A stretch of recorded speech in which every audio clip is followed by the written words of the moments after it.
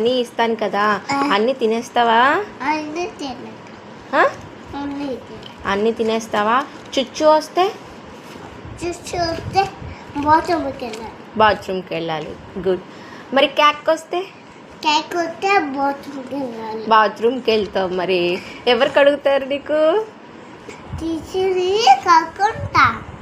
టీచర్నా? Teacher కడుగుతుంది ఏంట్రా నీకు? కడగరమ్మా, teacher కడగరు. నువ్వే కడుక్కుంటావా?